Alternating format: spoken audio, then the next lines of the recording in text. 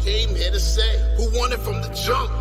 We came to get exactly what you want. Came here to say that you don't really want it with us. Yeah, we live, you know.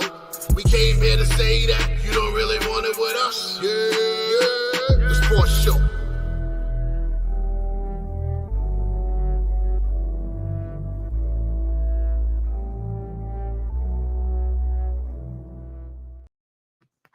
Yerrr. What's going on, ladies and gentlemen? Welcome back to another episode of the Yerrr Sports Show, episode 169.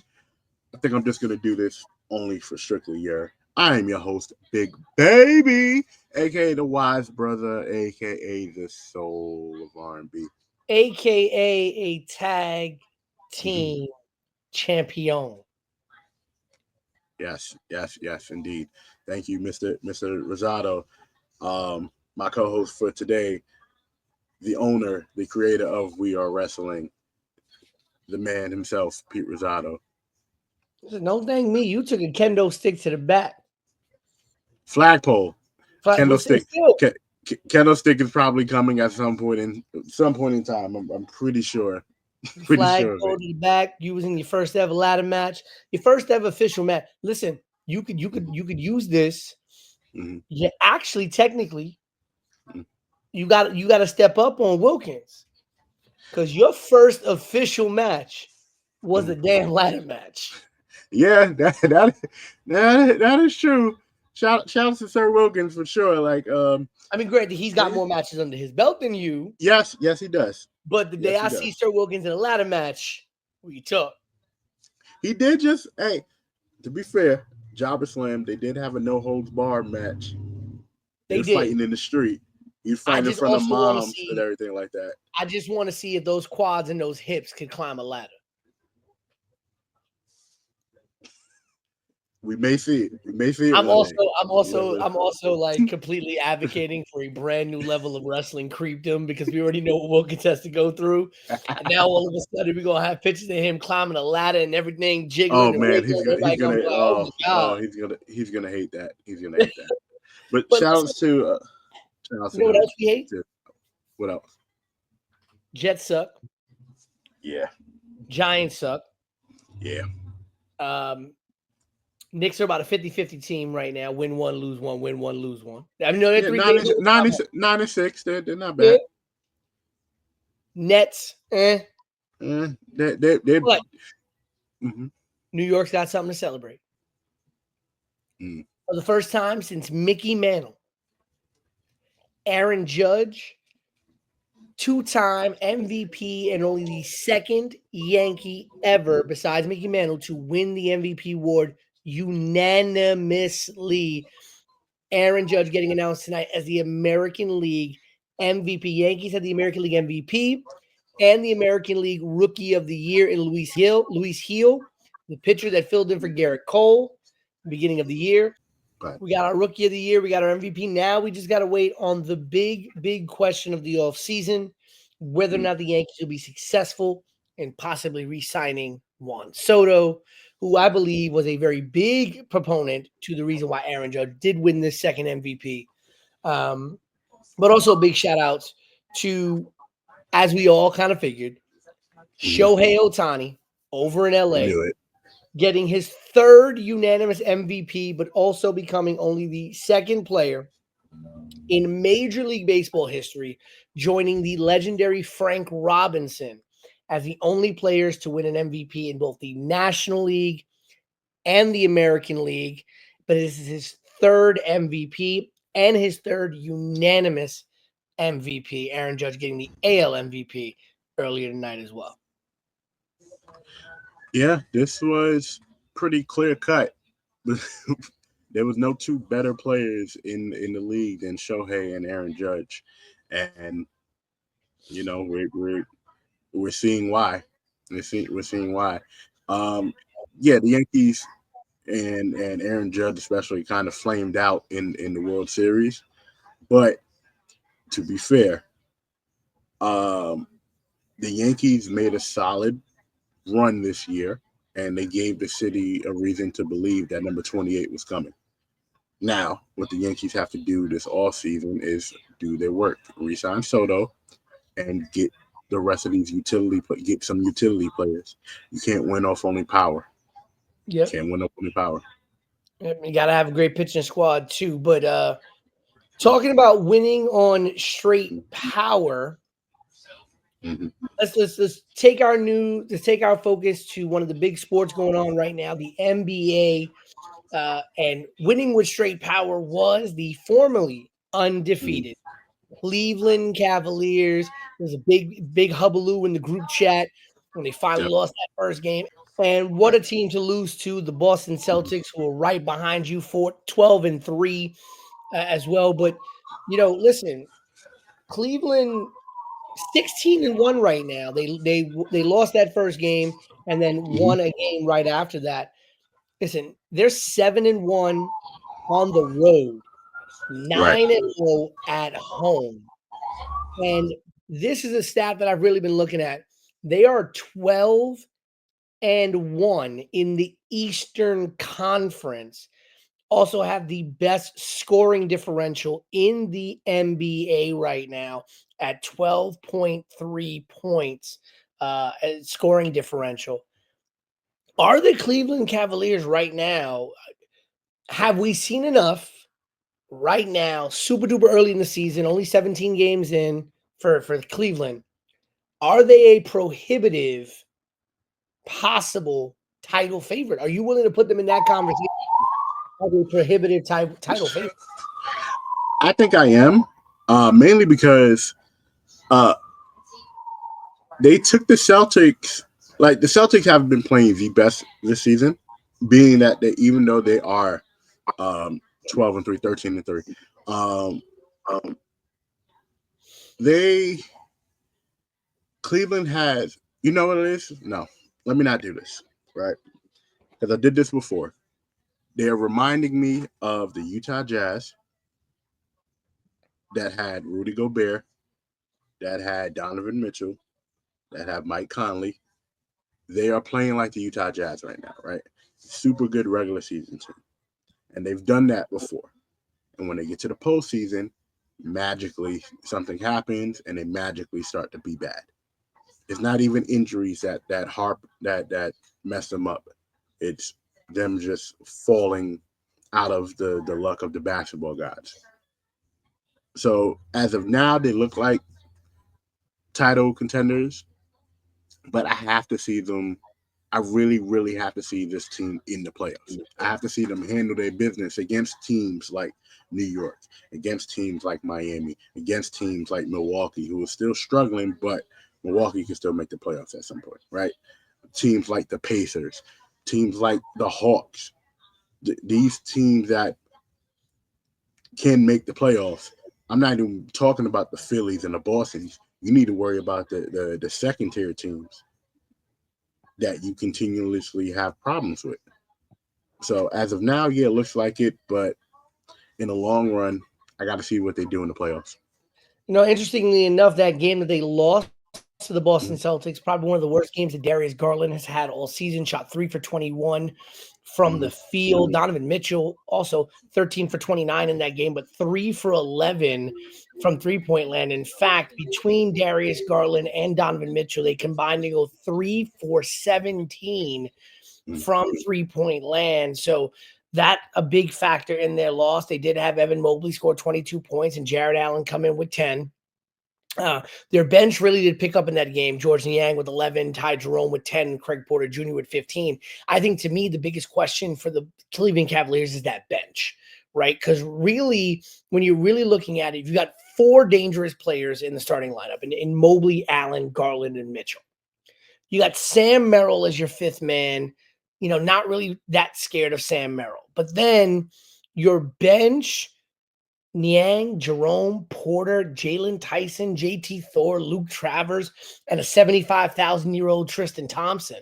That, to me, is going to be the biggest worry and the biggest area of growth that Cleveland's going to have to make. Can they really build that bench? Can they build that second unit? Can they get another player that's going to put them over the edge? Because when you are going up against a team, as you see with the Boston Celtics, that can beat you with anybody. They've got Tatum. They've got, listen, if Tristan Thompson is 75,000 years old, Horford's got to be at least 100,000 years old, but he's still out here dropping 20 and getting, 7 or more rebounds in the game. You've got Absolutely. You've got Drew Holiday, Derek White, and Jaylen Brown. If Tatum's not going off, if Brown's going off, it's still a problem. Now, the bench of the Celtics does leave a lot to be desired as well. Hauser, Kada, Pritchard, kind of a lot of like who's who of players. But the Celtics can also run their starting five 38, 40 minutes a game without a problem. The Cleveland Cavaliers, I wonder if their bench is going to be able to carry them. So to me, to put them as prohibitive title favorites, I'd have to see what they do when the trade deadline comes. Are they going to be able to get another piece? Are they going to be able to build their bench? Maybe trade away some pieces, some picks to get some bench players, some role players. Because again, this wasn't while the Cavaliers lost this game to the Celtics, this was not the first close call for Cleveland this year. They had a back-to-back against Milwaukee earlier this year, where they won the first game at Milwaukee 114-113, and then went and played in Cleveland against Milwaukee the very next night and won that game 116-114. So they had a close call there. They almost lost to the Brooklyn Nets 105. They beat them 105-100.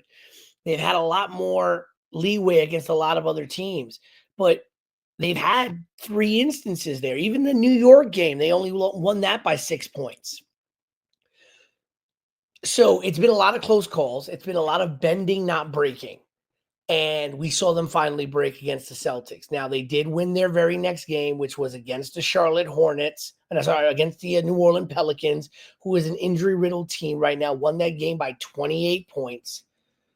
But when you're playing against the top teams, that's going to be the big question. And again, they are 12 and 12 and 1 against the Eastern Conference. Just to me is a very, very big stat. Talking about another team that really on a tear right now, tied for third place in the Western Conference, but the Lakers at 10-4, they're on a 6-game winning streak. They were 500 at 4-4, and they've gone on a tear 6 games in a row, 7-0 at home, but 3-4 on the road.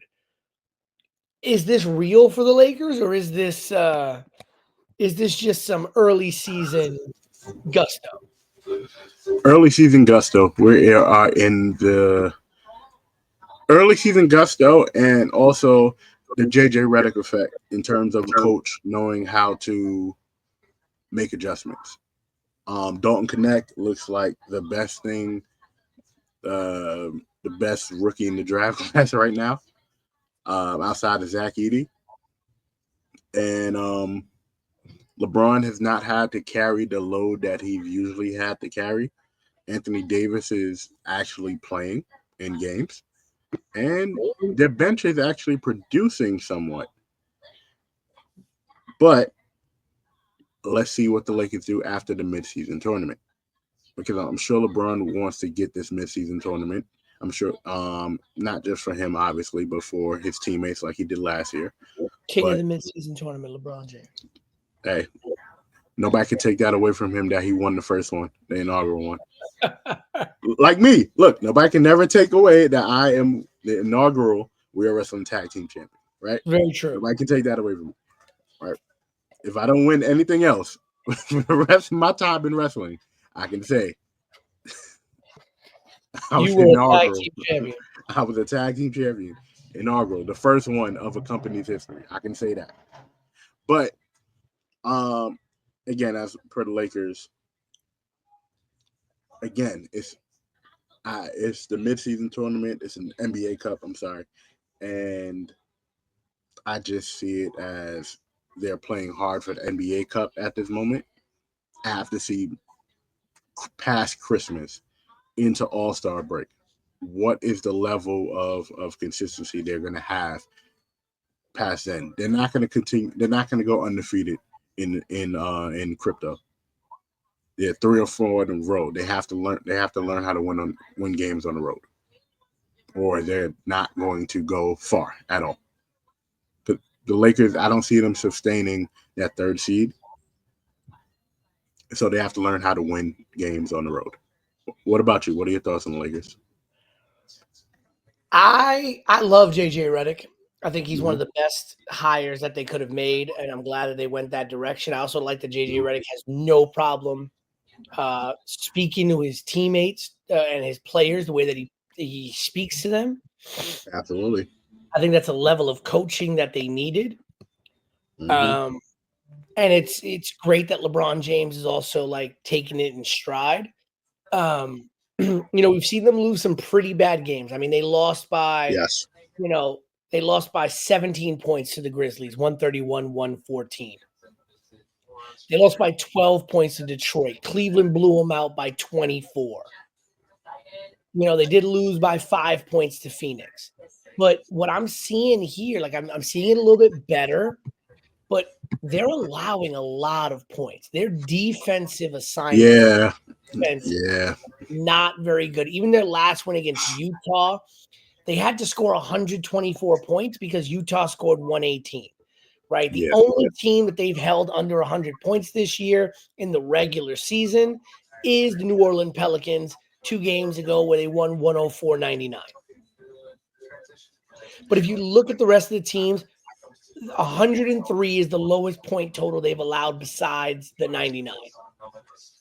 And the other point totals are 116, 127, 134, 125, 115, 131, 10, 123.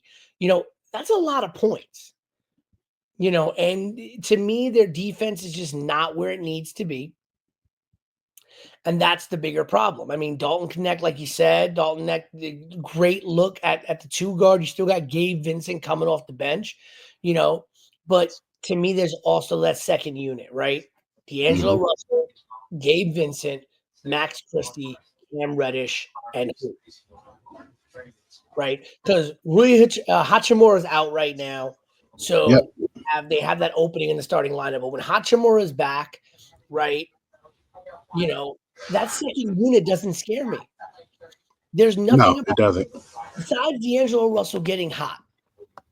Because I saw Gabe Vincent on Miami in the finals look like absolute crap. Right? I don't have a lot of his faith that Cam Reddish is going to find the Cam Reddish of college. So this is another team that I feel like really needs a lot of bench second unit help, but really needs to lock down their defensive assignments. And you say they're not going to keep that 3rd seed, but I want to talk really quickly about the 2 teams ahead of them. The 12-4 Oklahoma City Thunder and the 11 and did you think we were going to be saying this? The 11-3 and leading the Western Conference Golden State Warriors. There were analysts, there were experts. Hell, there were people on this very podcast that said the Warriors are done. Warriors are done. Curry's getting too old. Draymond's too old. Draymond's not as effective. Klay Thompson's gone. Now Steph Curry doesn't have as much protection. There were people on this podcast, not named Matthew Miller, who still believes in the God that is, light-skinned Jesus, but who thought the Warriors would be done. And there were NBA experts who thought the Warriors would be done. This would be a rebuilding year, a revitalizing year for the Warriors to find themselves and figure out what the future is past the big 3. And they are 11-3 and leading the Western Conference. As far as the Warriors are literally, I don't know. They're surprising teams, right? Steph Curry is going to be Steph Curry. Draymond is doing Draymond stuff, obviously. Buddy Hield is what I thought he would be for them, even though people were like, oh, Clay. Listen, Clay was mentally checked out. As you can see in Dallas, he's not mentally checked out. He's getting the ball in the spots he needs to. He's scoring. It's cool. The thing about one second. So my thing about the Golden State Warriors is that they're a pleasant surprise, but it's like the Lakers. Can they keep it up? How much longer can Steph Curry play hero ball? Is Buddy Hield going to be as consistent as he is right now? Can Draymond Green stay on the court and not be in trouble? Are they going to give Kuminga the money that he's asking for and stop playing games with him? Is that bench going to continue to produce? And all these questions are coming up as either no or I don't know.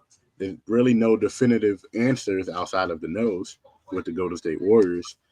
I believe that Steph Curry is playing at an MVP level as he has been, but can he keep it up?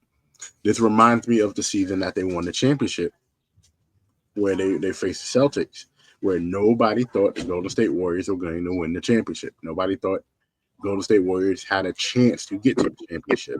What did they do? They beat the best team in the league that year.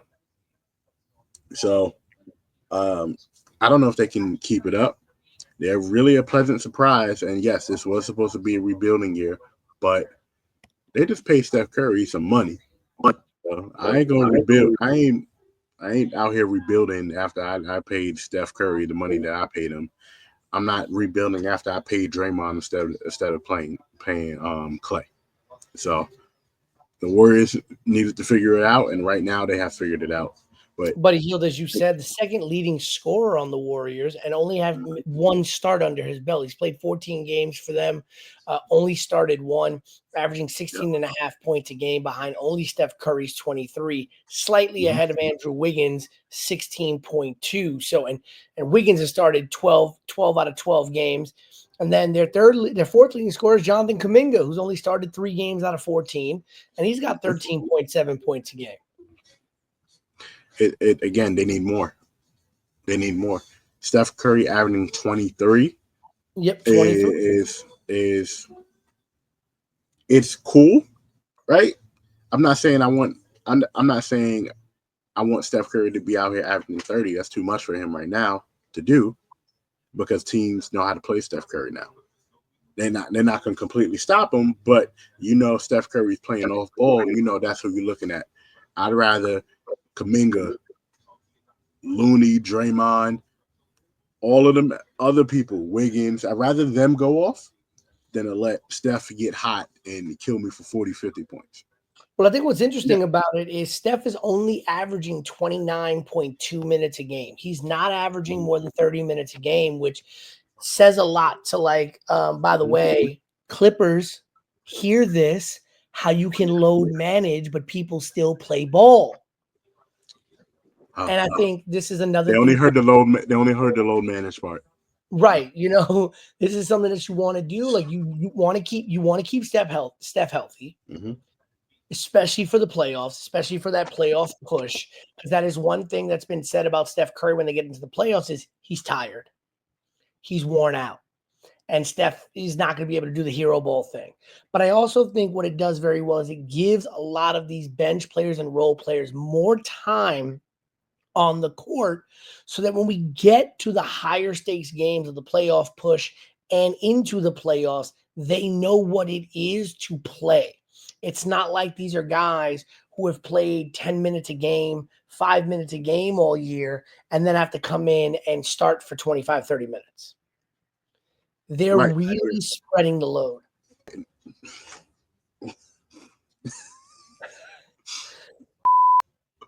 But I will say this, but let's quickly pivot over to those Dallas Mavericks. They made the big splash getting Klay Thompson, starting lineup of Luka, Kyrie, Klay Thompson, PJ Washington. And the Mavericks are sitting 8-7 outside of the playoffs right now. Not even in the top 10 in the West. Does this surprise you?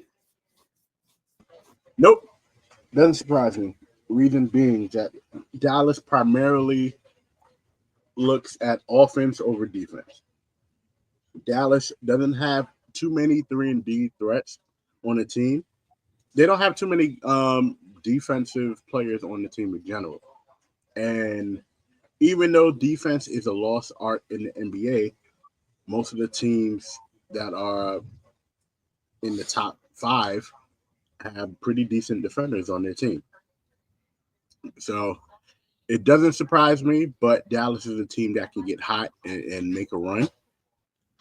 Once the team learns how to mesh more together, once they figure out their defensive identity, because we know what the offense is doing, Dallas will be fine. I'm not worried about too much about Dallas right now. I think Dallas needs to get another big man, though. But so if we're looking really quickly, look at before we move on from the NBA, I want to ask you two last questions. When we're looking at the 4 teams sitting on the outside of the playoffs right now, I'm looking at 7 through 10. So technically, the what we would call the play-in teams. Yeah. In the East, you've got the Hawks, the Nets, the Pacers, and the Bucks. Which one of those teams do you think by the end of this season is in the top 6 and not in the play-in? The Pacers. The Pacers. Whose spot do they take in the top 6? Who's number 6? Pistons. Yes. Then you've got the Heat, the Magic, and the Knicks. No, they take the Pistons, and I think the Hawks take the Magic spot because Paolo the Heat stay up there. The Heat stay up there. The Heat always find a way. I'm not worried about the Heat, and I'm not being biased. Is that come on? We've seen this. We've seen this story enough times already to know oh man, the Heat look bad, and then next thing you know, they're in the finals. So anybody in that bottom 5, those teams outside of the playoffs that you think might have a chance of getting in: Chicago, Charlotte, Toronto, Washington, Philly. I think Philly can make a run, but they got the all-injury team between Paul George and Joel Embiid. And one thing we didn't talk about the last episode, which I want to touch on real quick, about people complaining about Joel Embiid not playing back-to-backs, or people being okay. I'm sorry, people being okay with Joel Embiid not playing back-to-backs. Why aren't you taking care of your body to where you should be able to play 82?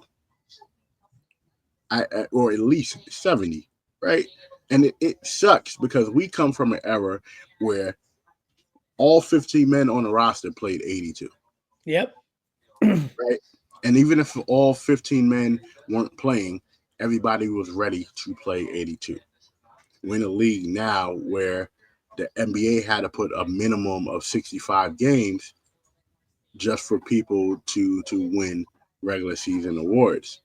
And that just means that players are getting hurt entirely too much. Now, I don't know if we have to blame it on trainers, or we're blaming it on the team trainers, or we're blaming it on the players, but something has to change. And I don't see the change coming. We talked about like it's unacceptable for somebody who has been an MVP to flat out say, I don't think I'm going to be playing back-to-back for the rest of my career. And then get mad at his hometown fans for being mad at him. Mm-hmm. Bro, take care of your body. LeBron has been playing for 300 years at this point. You've played less than half of that. And but LeBron is also on the court. LeBron also has the resume, right? LeBron's 40 years old. He's won 4 championships. Yeah. Right? The man has led not 1, not 2, but 3 different franchises to both the NBA finals and to a title. Yes. This man has been playing basketball in the NBA since he was 18 years old. So he's a 22-year career. Plus Olympics. He has the ability to say, I'm not going to play back-to-backs. When you are Joel Embiid, who missed the first couple of years of his career with knee injury, I understand wanting to prioritize your health. I understand listen, if Anthony Davis were to tell me, hey, let's maybe take a couple of back-to-backs off this year. Let's do this. Let's do that. That makes sense. If Joel Embiid said that about the season, hey, maybe I won't play every back-to-back. Maybe I'll play maybe every other back-to-back. Or I'm only going to play back-to-backs in the second half of the season when we're making this push. Things like that. That makes sense. But for you to already say, I'm not playing back-to-backs for the rest of my career, if I'm a general manager, if I'm a coach, to me, that's a red flag. I don't need you on my team. Because when I need you, I can't count on you. And you're supposed to be the number one guy. I don't care that Paul George technically is a bigger star than you in NBA terms. You are supposed to be the number one guy in Philly right now. And I'm Yeah. going to tell you right now, God rest his soul. God rest his soul. But Embiid couldn't have said this while Mutombo was still on the team. Mm-hmm. Embiid couldn't have said this when AI was still on that team. Mm-hmm. Aaron McKee, all of them. Eric Snow would have come for you. I hate Eric Snow. But yeah. My thing is, and he definitely wouldn't have played for Larry Brown because Larry Brown would have shipped his ass out in the quickness. Yeah, he would have been on the podcast or something already. Right. You know, and this is what, and I get it. The NBA has changed, it's different, but it's actually a less physical game now. Way less physical to the point where less hair on your body now. I don't understand for a player who's primarily not a banger at this point, where he is very more finesse than he is power, even though he should be more power than finesse since there's not too many people who can guard him. Right. For you to get hurt as much as you get hurt is unbelievable. Like it is unbelievable. And again, I am nowhere near in the medical field, right? But Joel Embiid has not played enough basketball to be as hurt as he has. Nope. It's nowhere near impossible. And I'm not getting on him about his work ethic. That Tyrese Maxey got on him about it. So I don't got to say nothing about it. But you just can't stay on the court and you want people to respect you as one of the best bigs. Yeah, you had an MVP level season. The reason why you didn't get MVP is because you couldn't stay on the floor. Right. And then you getting upset at people. Oh, well, I played with, the messed up orbital bone and then I played blind and everything like that. And no one's asking you to do that. Nobody asked you to do that. By that time you was already hurt. You could have just sat down like you've been sitting now, bro. Like nobody. You got a messed up orbital bone. You got a broken this, a broken that. I'm not asking you to play. And then you played in the Olympics. And then you played in the Olympics. And now you're not available for the NBA. The Olympics. And I get it. And you're not even supposed to be playing for Team USA. That's a whole different conversation we didn't even have. But we're not going to have that. It's not my conversation to have.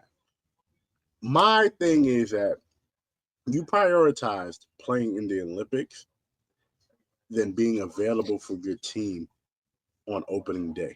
Yep. Meaning that you had to have been playing through an injury during the Olympics. But again, I'm not in the medical field. I cannot diagnose this man, but this man is the epitome of he needs some milk and he needs to take his vitamins and he needs to take his health a lot more seriously, like Joker did, right? Joker was a slob. Joker came back solid, came back doing work. Joker has won 3 out of the last 4 MVPs. And again, like I said, the point that I was trying to make, this is a much less physical league, right? And if Dr. J could still be out here dunking, playing in the league that he played in, and Shaq is still mobile, and Charles is still mobile. Charles got a new hip. Well, but still, he's still mobile. Yeah. But think about the type of injuries that guys like Rodman and Shaq and Hakeem and Pat and Alonzo Mourning was playing through not having a kidney. A man's was playing while he was on dialysis. Mm-hmm. We've had players, Sharif Abdul-Rahim, Mm-hmm. who played while actively fasting for Ramadan. Kyrie Irving does it every year, bro. Like, I don't get it. And the most iconic game that we still to this day talk about in the NBA is Mike, GOAT or not, playing a game, whether it was the flu, whether it was food poisoning, whether it was whatever. Jordan was dead and he went crazy. But you're telling me you can't play it back to back but I guarantee you he gonna want a max contract. This man has never played in Denver. At 30 years old. At 30 years old, you've been in the league for 10 years. You've been in the league for 10 years. Okay. 30 years old. And you haven't played 10 years. Because I believe Embiid missed his first 2 seasons. Yeah. So you're gonna want a max contract, and you're gonna want to do all this, but you can't play back-to-backs, right? You missed the first 9 games this season between a knee injury and suspension. And you've played 4 games. And already we over here talk about, well, I don't know if I'm going to play back-to-backs for the rest of my career. My mans. For you to say that, for him to start off the season saying that and then not even be available is just asinine, bro. It's ridiculous. Let's switch to the Western Conference real quick before we move on to the NFL. Same questions, Dre. You've got, these are the 4 teams, your play-in teams: the Suns, the Grizzlies, the Clippers, and the Kings. The Suns, Grizzlies, and Clippers all at 9 and 7. The Kings at 8 and 7. It's the Suns. It's the Suns. Okay. So, of the following 4 teams, who do they kick out? The Lakers, the Rockets, the Nuggets, or the T-Wolves? They take out the Rockets. The 11 and 5 Rockets. Yes. They take out the Rockets. They bump the Rockets. I think they bump the Rockets. The Rockets get back in via playing, but they bump out the Rockets before the season is up. So I'm looking forward to see. Listen, I'm loving what I'm seeing though down in Minnesota. Julius Randle. Go ahead. Listen, real quick, because I was half and half about the trade, right? Does Julius Randle do what he's doing in Minnesota in New York? If the power friendship, everybody stays together, and Julius Randle's still there, does he get the opportunity to do the same things that he's doing in Minnesota, which he was doing in New Orleans, which he was doing in New York prior to Jalen Brunson? No, here's why. Mm-hmm. Even if you don't make the Karl-Anthony Towns trade, you've already made the Mikal Bridges trade. You've got Brunson, you've got Bridges, you've got Randle. Randle's probably going to be your third option. And then you've got Hart, who's also taking stuff out. You've got Deuce McBride, who you know they want to get the ball to. So at best, I think Randle would have been a third, maybe fourth option. Could you also still keep what's his name? DiVincenzo. You also keep DiVincenzo, who at that point is damn near the second option. Right. And you see that they're doing with Hart what they were doing with DiVincenzo. Mm-hmm. I don't think Hart and OG Anunoby too. I forgot. Right, but Anunoby's not a scorer. No.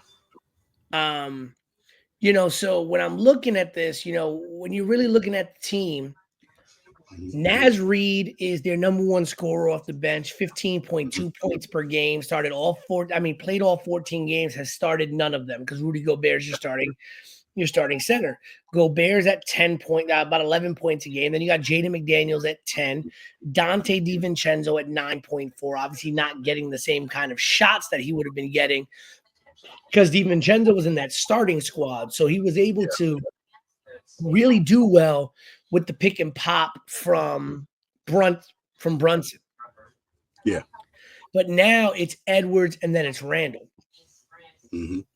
Randall's doing well. 6.5 rebounds a game, 21.6 points per game, for about 4.5 assists a game. He's looking good. And listen, I think it's worked out for both teams. I don't think Karl Anthony Towns really fit well with what they wanted to do. Plus, I think Naz Reid is a great player, especially coming off the bench. You now have a incredible center who could be a starter coming off your bench. When you feel like getting rid of Rudy Gobert, when the time happens, you have Naz Reid.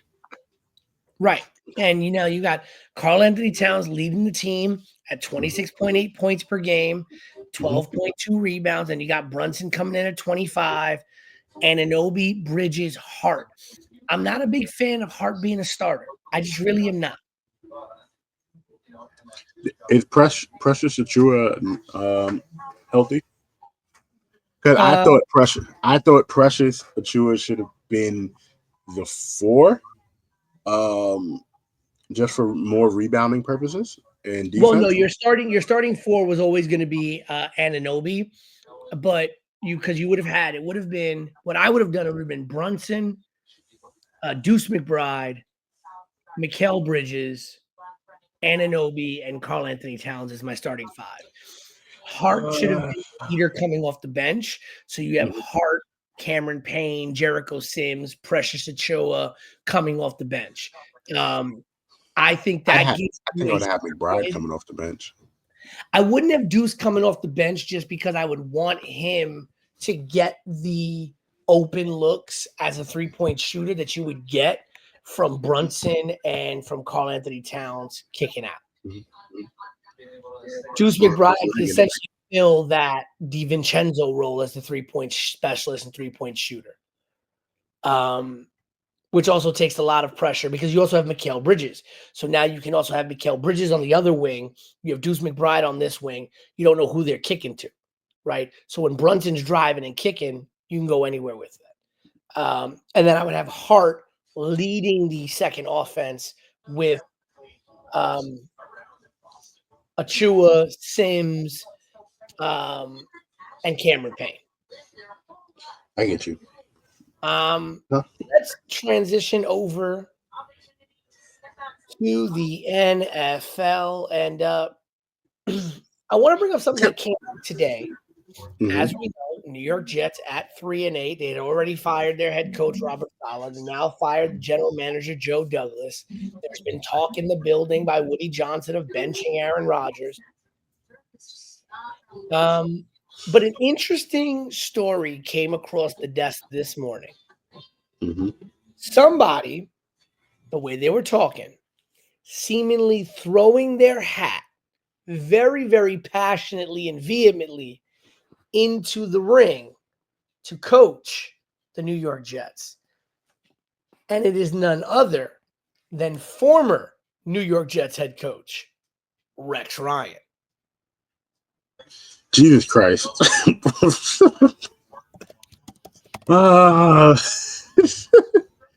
I think defensively,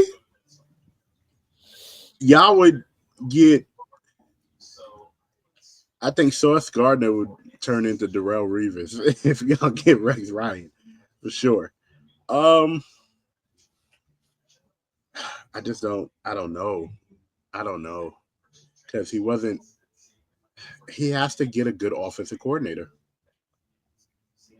You know what you're going to get from a defensively coached Rex Ryan team. On the offensive side, it's still kind of like, I don't know who they can get from the Packers that used to coach with when Aaron Rodgers was there. Mike McCarthy? Jesus Christ, not keep him as far away from New York as possible for everybody's sake. Them boys is really not them boys. They ain't been the boys anyway, but whatever. But that's just, I don't know if it's me coming off as a Jets hater, because when Rex Ryan was there, I liked the Jets somewhat. Like I said, I don't completely hate the Jets. They're a New York team. I'd rather the damn Giants. But when Rex Ryan was there and Sanchez was your quarterback, y'all got the two AFC championship games. Mainly the running, mainly the defense. And I think that's what the Jets have to go back to. Now, for you as a Jets fan, do you think that would be a good idea for Rex Ryan to come back as a Jets head coach with the pieces that you have now? Well, this is what Rex Ryan said, and all credits to ESPN Radio, Barton Hahn in the mid afternoon. He said, "quote I look at it this way: blow it up, we're going to blow the opponents up. There's way too much talent on this team to play the way we've been playing. Period. How hard can you get a guy to play? That's the thing. Nobody has seen a team that is going to play as hard as this team's going to play in the future. Trust me. If I'm the guy, trust me." Then he said, "That's what's going to separate me from all these other guys you're going to bring in, the Grudens or whatever. Give me a break. They ain't New York Jets. I'm all about the Jets." And the great thing is, yeah, you get a second chance at it, and it doesn't happen very often. Well, when it does, it's usually special. We'll find out if I get that chance or not. Listen, I would not be opposed to Rex Ryan coming back, because as you said, you know what you're going to get from the defensive end of the ball. I know Rex Ryan is passionate about this team, and Rex Ryan has head coaching experience, not only just as a regular season coach, but as a postseason coach. He knows what to do, and he knows to get good coordinators around him. The last sustained period of success that we had was under Rex Ryan. Granted, first 2 years were great. Then he started dropping. And then 2 years with the Bills wasn't exactly great, but then again, the Bills weren't a great team. If I'm thinking of Rex Ryan or some of the other options, I would probably go with Rex Ryan. And here's the reason. We've seen what happens with some of these college coaches. And if Aaron Rodgers is coming back, I don't know if you want a college coach coming in. A lot of these other veteran, Hell no. A lot of these other veteran coaches, I don't know if they're going to want to coach certain players on that team. We've seen what happens when you bring in certain coordinators. They don't exactly, work well. They're great on offense. They're great on defense only. They can't really do much else. Rex has been a head coach. He's been a successful head coach. He's been a great defensive coordinator. So I think if he gets the right coordinators around him, it's good. He's also worked in that building before, so he knows how to work with Woody Johnson. He knows how to work with that management team. And that's another thing. When you do have an owner like a Woody Johnson, not every coach can work under that kind of pressure and that kind of system. Mm-hmm. Right. So I would take the devil I know over the devil I don't know, and really take these pieces. I do think that someone like a Rex Ryan can do something with these pieces, because I saw what he can do when we had no wide receivers, a great running game, and a halfway decent quarterback in Mark Sanchez. And also a world beater defense. Right, which we had last year, and the defense we still have. Right. But we still have it. Speaking of things that teams still have, the Giants still have Daniel Jones on their roster. Next topic. But Daniel Jones, in a recent interview, talking as if his time with the Giants is up, saying, and it sure is. It's been an absolute pleasure for the time that I've been here. Daniel Jones may be reading the tea leaves, but my question is everybody ready to read the cutlets this weekend when Tommy DeVito is once again the starting quarterback for the New York Football Giants? What pick do we have in the draft this year? I like Tommy, but what pick do we have in the draft? We I don't know, bro. Like I don't know. Like Right now, you guys look like you'd have the second pick in the draft because right now Jacksonville is 2-9. So they've got a worse winning percentage than you. But there's a bunch of 2-8 teams: Cleveland, the Raiders, the Giants. And so you got 3 2-8 teams, and the Panthers are 3-7. You've got the Jets and the Patriots at 3-8. So it really all depends. Now let's look at this real quick. Let's extrapolate for a minute. Matt's not here, so I can use big words. You've got Tampa Bay, Dallas, New Orleans, Baltimore, Atlanta, the Colts, and Philly as your remaining game. Is there a game in that 7-game slate that no. No. No. Say the games again so I could say no again. Tampa Bay. No, hell no. Wait, Baker Mayfield playing? No. Dallas. That'll be the game where Dallas magically puts up 50. Like, so, yeah, no. The Saints.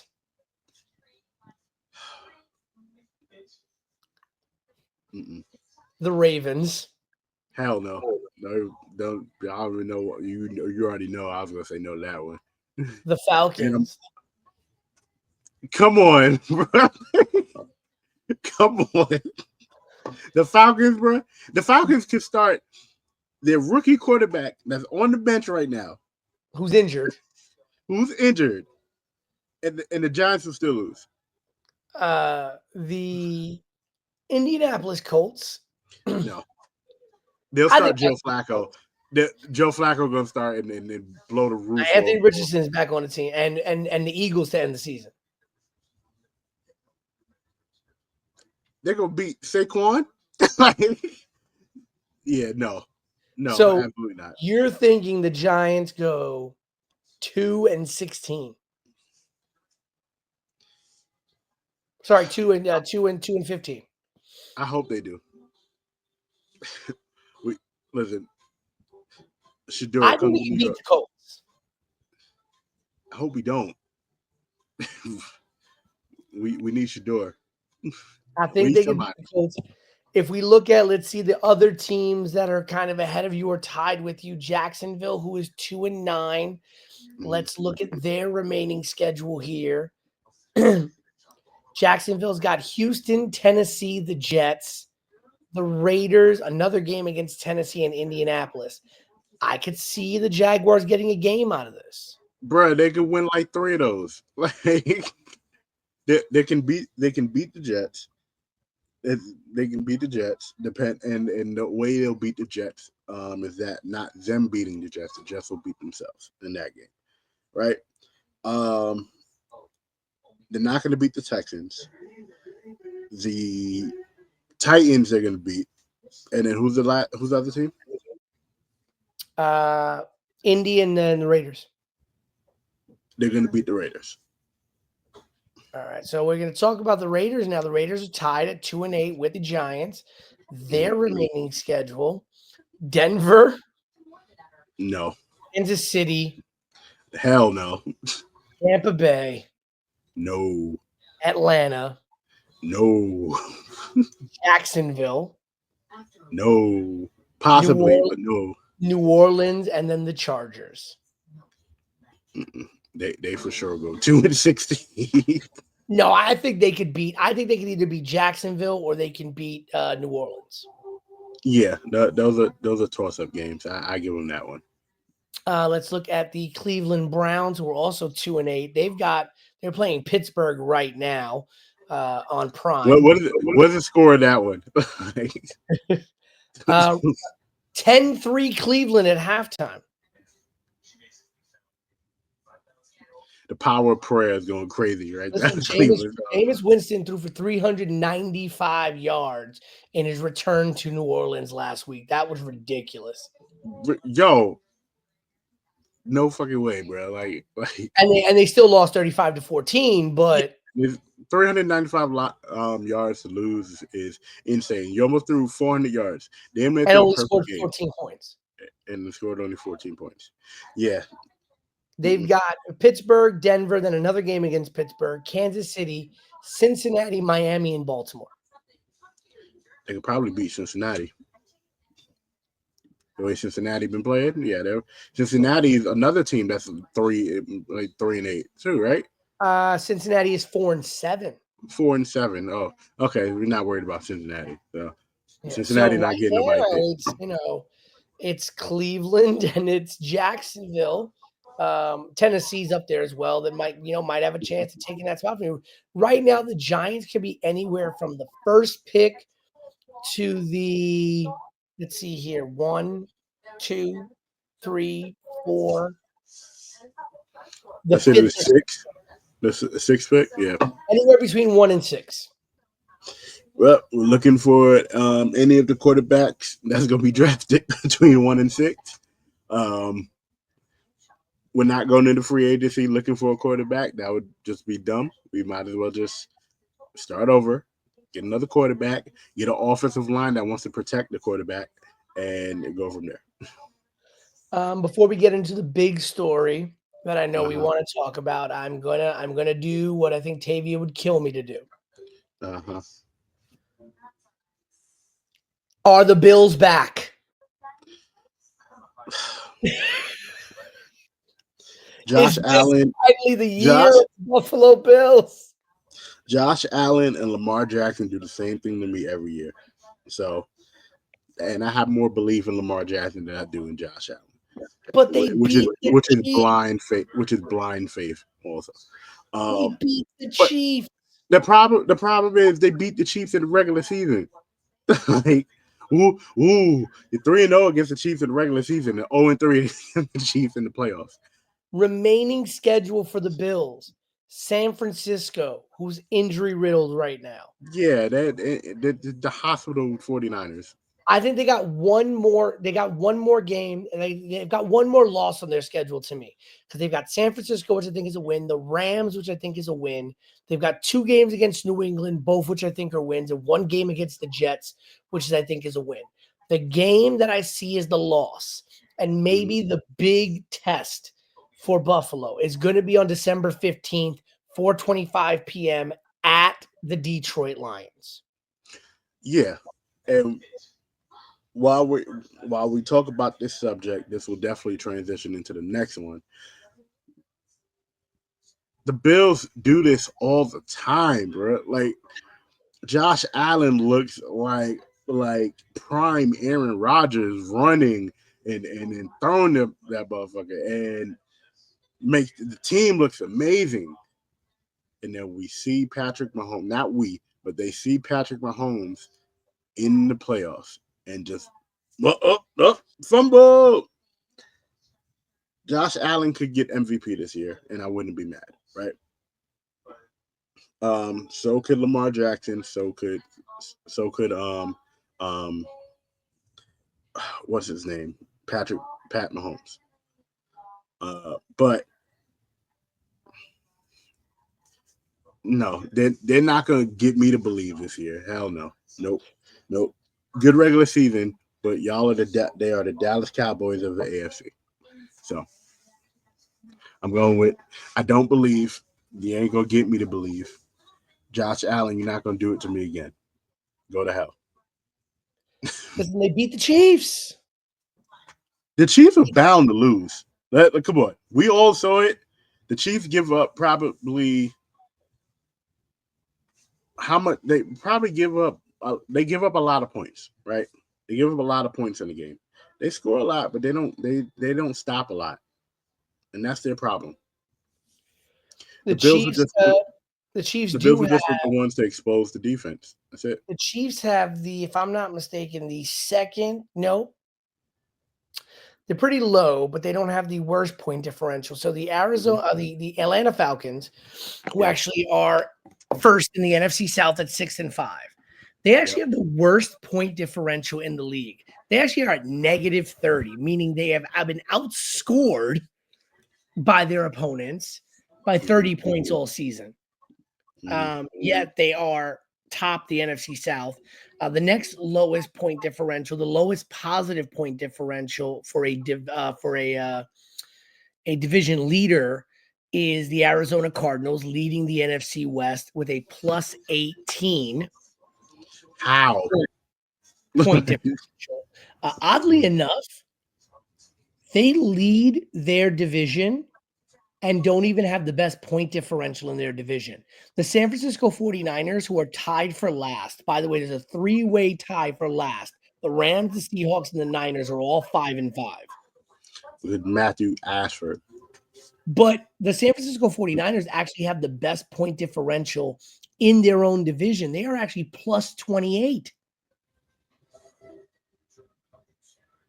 Really, if you think about it, between the NFC South and the NFC West, the San Francisco 49ers have the best point differential of all 8 teams in those two divisions.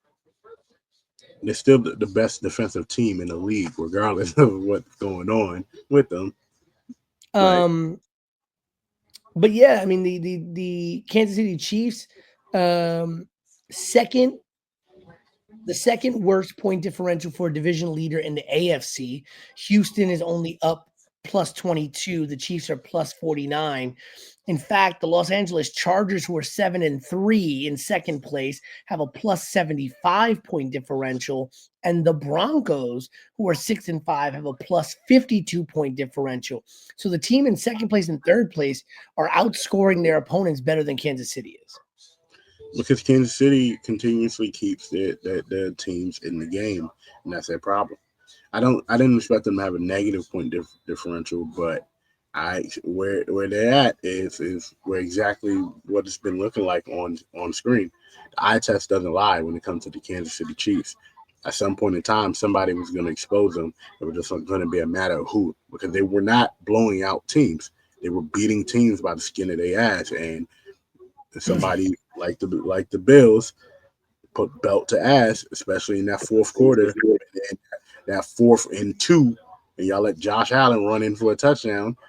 That's prime example of what the defense looks like for the Kansas City Chiefs. So, we're talking about blowing out teams. We'll talk about the team with the best point differential in the league, the 9-1 Detroit Lions, who have a point differential of plus 159. Just to give you some context on this, the next best point differential in the league is the Buffalo Bills at plus 106. So the Detroit Lions have a 53 point advantage in differential over the team in second place. And you want to talk about the team in last place in the league? This is how big of a point differential it is. It is literally almost 200 plus points. The Jacksonville Jaguars have a point differential of negative 108 compared to a plus 159. Listen, right? 251 point differential between first and last. Sorry, the Panthers actually won negative 143. I want to say something about these damn Lions, right? These damn Lions.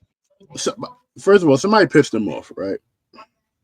Someone had to piss them off. The playoffs last year. The playoffs pissed them off. They scored 52 last week, right? Scored 52 4 weeks ago against Tennessee, and then 52 last week against Jacksonville. Right. So within a month, they have scored over 100 points. Right. Hold on. Should we give a little context to this real quick, Dre? Mm-hmm. In that first game against Tennessee that they scored 52 points, Jared Goff, their starting quarterback, only threw for 85 yards. Ridiculous. This game that they scored 52 against Jacksonville, Jared Goff, same guy, threw 412 yards.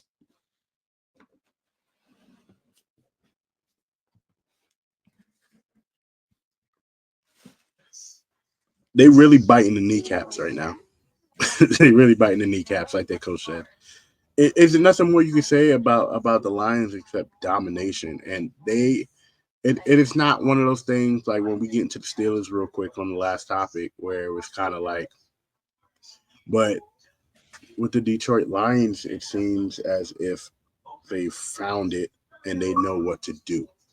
Like they are playing like when they had Megatron, and they don't have a super duper number one receiver.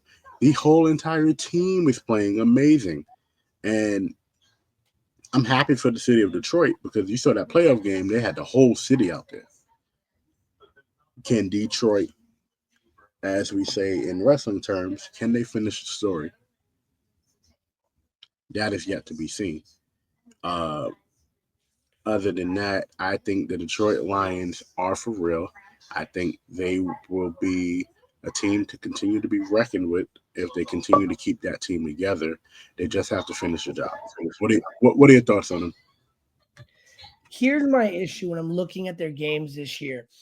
They played the Los Angeles Rams to a 26-20 overtime victory in week 1. It's week 1. They went and lost to Tampa Bay in week 2, 20-16. They only beat Arizona by 7. Then they went out and blew out Seattle in week 4, 42-29. Blew out Dallas 47-9. The games that I'm looking at here, week 7 against Minnesota, they only won 31-29. Week 9 against Green Bay, 24-14. Goff only threw for 145 yards. 10 points may seem like a lot, but it's really not in the swing of a game. And then the very next week, week 10 against Houston, they only won 26-23. So they've had some pretty close games against really good teams. The teams they have blown out, of course, Seattle has had a pretty bad year. They scored 42 points against Seattle. Dallas has been a terrible team all year. They scored 47 against Dallas, 52 against Tennessee, who's been terrible, and 52 against Jacksonville, is one of the worst teams in the league. They're probably going to blow out Indianapolis this weekend. Then they go and play Chicago. And then for me, it's week 14 and 15. They've got Green Bay and Buffalo back to back. Now, they're going to be playing Green Bay in Detroit because they already played Green Bay at Lambeau and won 24-14. But again, you've got Green Bay and Buffalo week 14 and 15 in back-to-back weeks. And then you end the season against Minnesota, who will likely be fighting for a playoff spot as well against you, as Minnesota's only one game out at 8-2. The Packers are 7-3. So you end the season with 1, 2, 3, 4 out of your final 6 games are division games, and 3 of your final 4. And 2 out of your final 3 are division games. Chicago on week 16, and then Minnesota in week 18. So they're really going to have to. They're going to have to beat up on Indianapolis. They're going to have to beat up on those 2 games against Chicago. They're going to have to hope that San Francisco's still injured in week 17, because that game against Green Bay is going to be playoff heavy. Green Bay's in 3rd place. The game against Buffalo is going to be a shootout. And the game against Minnesota in week 18 is probably going to be to decide the division winner, unless Minnesota stumbles in the next couple of weeks, which Minnesota has shown. Darnold's coming back. He had that one bad game, that 4 interception game. Darnold coming back, showing that it was just a fluke, that 4 interception game. My biggest issue with Detroit has been the issue I've always had with them. I don't trust Jared Goff. Jared Goff, to me, is the Jamal Crawford of the NFL. When he's hot, he is hot. But when that boy is off, he is ice cold. There have been games where Jared Goff is just ineffective at quarterback, and we saw it in LA, which is why they traded him to begin with for Matthew Stafford. Because I guarantee you right now, if the Rams were getting the Jared Goff that the Detroit Lions have gotten the past 2 years, they would never have traded him for Matthew Stafford. They did not know they had another Matthew Stafford. They had one in Goff, but Goff didn't play like that. Now imagine what they could be doing with a younger Jared Goff, Puka Nacua, Cooper Kupp, the team they have in LA right now. It would look incredible. It would be what he's doing in Detroit. That trade would never have happened. Matthew Stafford so garbage, bro. Like, but again, the inconsistency of Jared Goff is what bothers me. And they're going to have to maintain this. They're going to have to against Minnesota. Let's look at what Minnesota's schedule is. Again, top 3 teams in this division are separated by a game apiece. Minnesota's a game away from Detroit. Green Bay's a game away from Minnesota. Minnesota's remaining schedule: Chicago, Arizona, Atlanta, Chicago, Seattle, Green Bay, Detroit. Those last 2 games of the season for Minnesota are big. They have to win 4 out of their next 5 games. I think they have to beat Chicago in both games. They've got to beat Arizona. They've got to beat Seattle. You could lose to Atlanta because those last 2 games at home against Green Bay and at Detroit, that's going to decide 2 teams go to the playoffs in this division or 3. So the thing about it is, I get what you're saying, because Jared Goff has had some inconsistent games this season. We're not going to stunt in front like he hasn't. But it goes back to what I said before. It's the overall team. The overall team has been playing well. They've been able to pick up from his mistakes. And they have beat the teams that they have supposed to beat. And that's all you can ask for. And even if the games are close to the teams that are, that are right there, are really good teams, they're still beating them. Yeah, so I mean, right now, like whether they beat, it's like the Kansas City Chiefs, right? As much as we're saying like they're playing bad, they're finding ways to win. Now the Kansas City Chiefs also is a different thing because they had a lot of calls turn. That's a whole different thing for the Chiefs. But they're finding ways to win, and that's what the Detroit Lions are doing. They're continuously to find ways to win, and that's what we can ask for a team like that. You got it, and that's the credit I give them. You're finding ways to win. You're finding ways to win under the radar, but also out loud, because the most you've heard out of the Detroit Lions, outside of them being 9-1, are the 3 games where they scored 47, 52, and 52. They're finding a way to stay under the radar and out of the line of sight, and they're going to surprise some teams. I think they're not going to surprise the teams in their division, but they're going to surprise the rest of the league. And I think that the Detroit Lions have the chance to continue to be special. They just have to continue to find ways to win.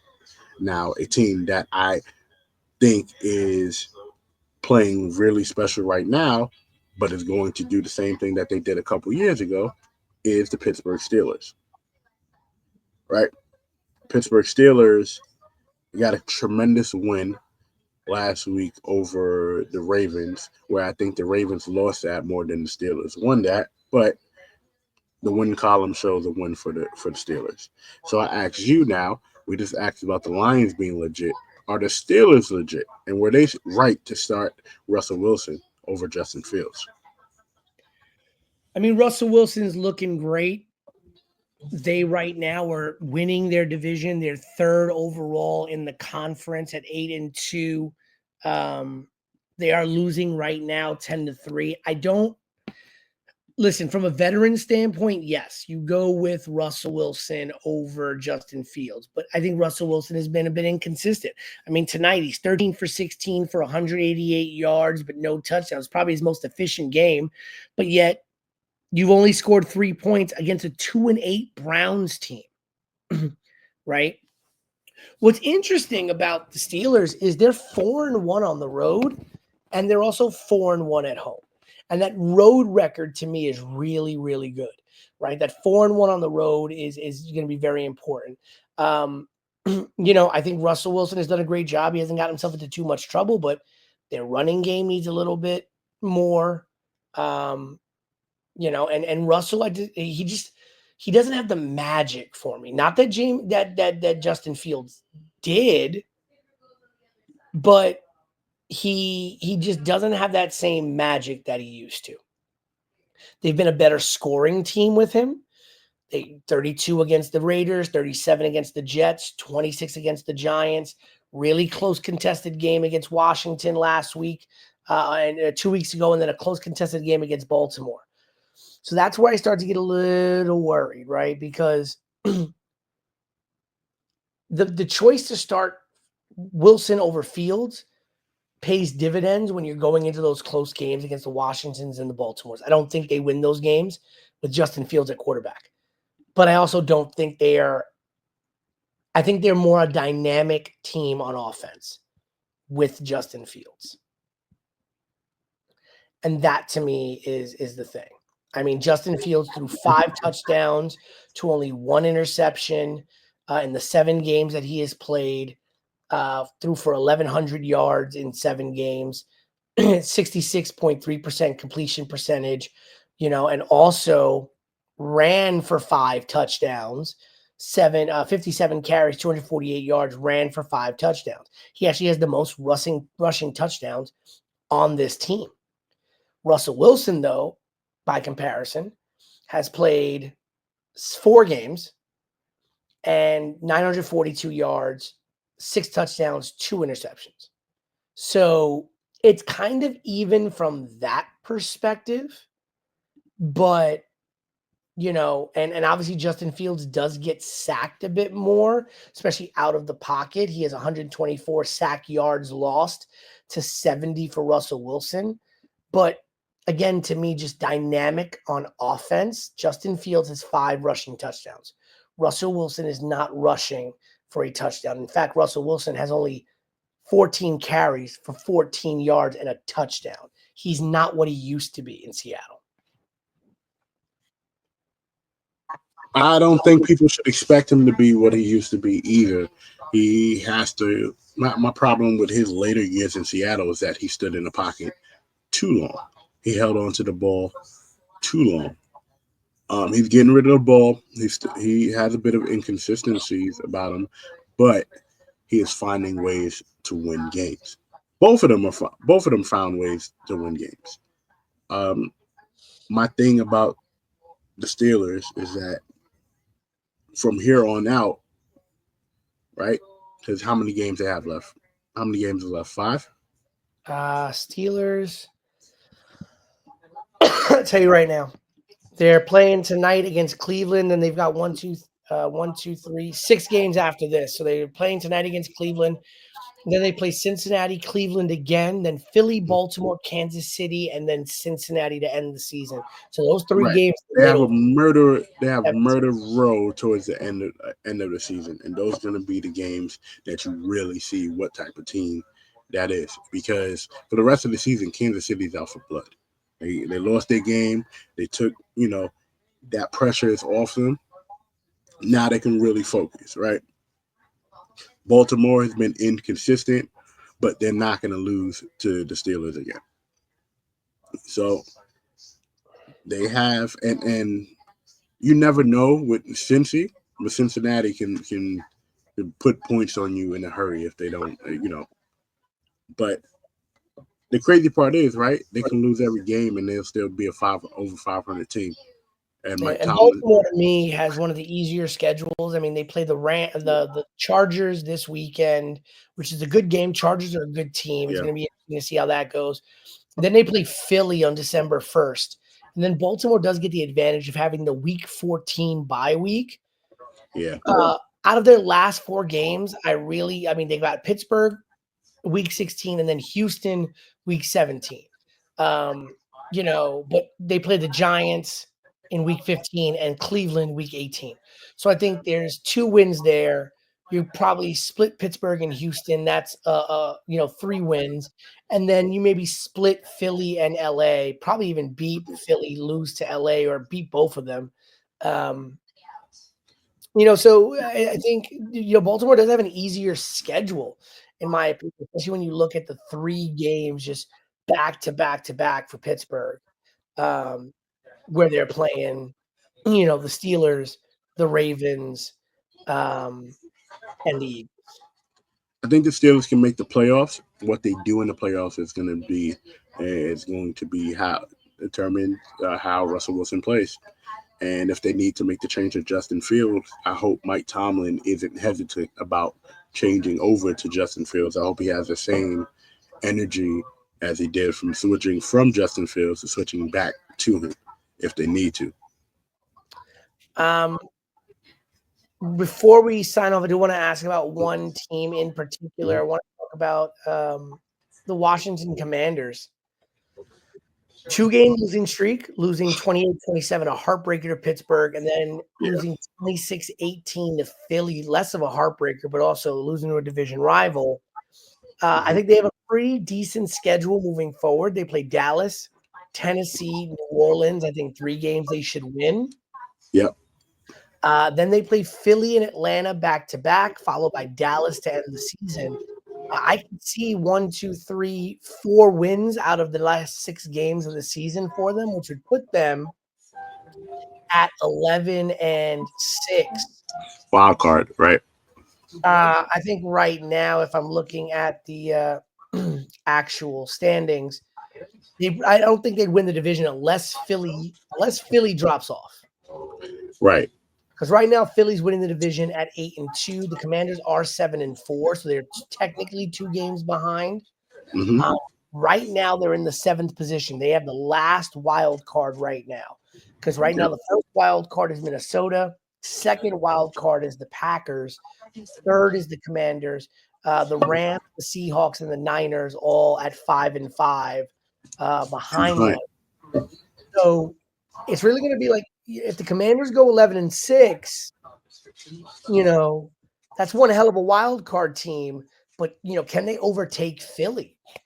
Philly now, see what Philly's schedule is for the rest of the year. Philly has the Rams. Yeah, no, I don't think they can overtake Philly. Yeah, Philly's got a pretty decent schedule, a pretty easy schedule. They got the Rams, followed by the Ravens. Then they've got Carolina, Pittsburgh, Washington, Dallas, New York. I see a tough contest against Washington, tough against Pittsburgh, and tough against Baltimore. But the other 1, 2, 3, 4 games I see as wins. So that puts them at 12-2 with 3 toss-up games. Yeah, the Philadelphia Eagles are again one of those other teams that they don't look the best in some games, but they're finding ways to win games. And if they continue to find ways to win games, then they will be a problem in the playoffs. Now, I do think that the Commanders can be spoilers. They can definitely spoil the party for any team that they go up against. But how much belief that we have in them for them to make noise in the playoffs? I'm not sure. I'm not too sure. Right. They won't overtake Philadelphia.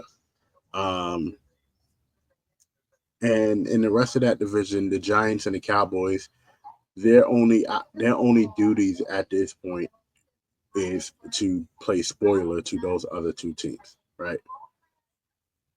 So it's going to be a matter of between them who's going to fall first.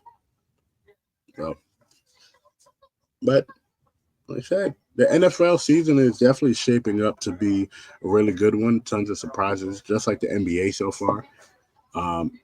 Can't wait to see what baseball looks like next season, and when the WNBA comes back as well, because it's looking like the W is about to be infused with more and more talent as they come in. And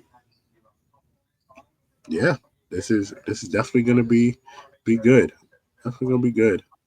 But I'm definitely here for it too. But shouts to, again, we mentioned them earlier, but shouts to the Job Tapes Network, Wilkins, Janelle, Mr. Black, all other shows on the network. I think the only other show on the network at this point. But no. with the second longest tenured show on the network at 169 episodes. Jobber Chairs is over 300, so shout outs to them. We are on the road to 200. And shout outs to Queen Tay, shout outs to BK Matt, both off on assignment. And hey, that's about it. Do what we do. We get in and out. That Yeah. pause. Yeah, that was crazy. So for the voice of a generation, Pete Rosado, who's on his second voice of the episode. Because my hair is super smooth tonight. That's why. Oh man. So you have to say pause-worthy stuff. Got it. Listen, I have to, you know. For BK Matt, Mr. Henny Bobby Brown, for Queen Tay, aka 100K Tay, it is your boy, the Wise Brother. It is your boy, the Soul of R&B. It is your boy, Big Baby. Signing off. Peace. Spread the load.